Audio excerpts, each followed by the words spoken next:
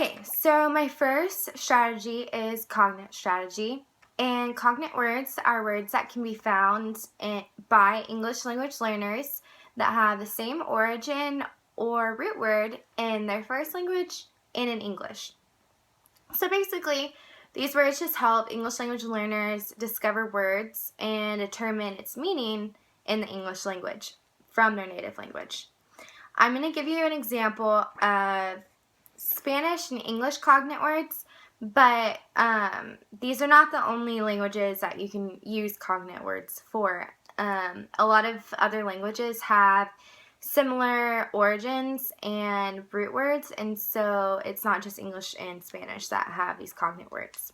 So if you have a student in your class that is not a Spanish speaker, you can also use this with them.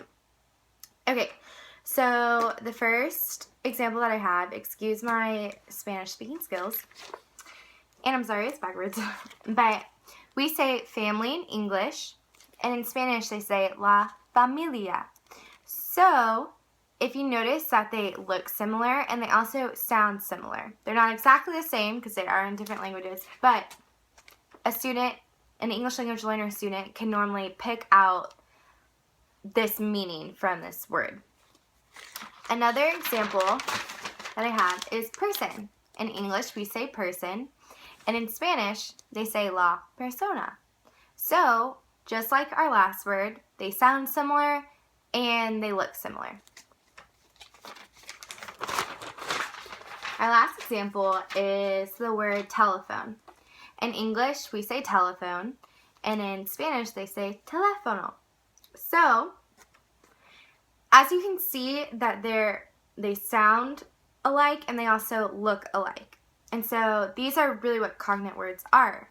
And it's words that English language learners can pick out because they do sound similar and look similar. So it really helps them whenever they're reading or writing because they can pick out these cognate words. So it really does help them, it really does help them understand more of the English language, and this way they're able to decipher meaning from the cognate words. Okay, so my second strategy is our syntax surgery strategy. And this allows students to really see the relationship of different parts of a sentence in English and how it works in the English language. So this strategy has 3 steps. The first step is to identify a problematic sentence, and I have an example of one right here and I'll show you in a second, and I'm sorry it's backwards. But the second step is to write the sentence on a sentence strip like I have here, and then you perform surgery, which is pretty cool, we'll get to that in a second, and then we'll rearrange the words. Normally you want to do this on like a pocket chart or a whiteboard where you can have magnets, but I don't have any of those materials here, so I'm just going to have to hold it.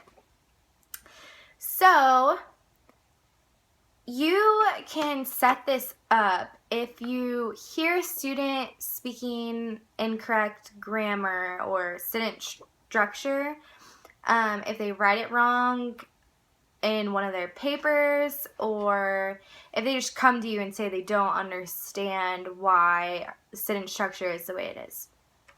So in this sentence, we have, she was running to the castle beautiful. Now we know as English speakers that this doesn't make sense. But to a Spanish speaker, this makes sense to them because this is how they say it in Spanish. So we have identified the problematic sentence because it doesn't make sense. So then what you want to do is write it on a sentence strip. So this is what I've done. And you would do this with a student. And then you get scissors and you perform surgery. And let me make sure. So we have, she was running to the castle beautiful. And we know that right here is where the problem is. So we're going to perform surgery. I think that's so fun.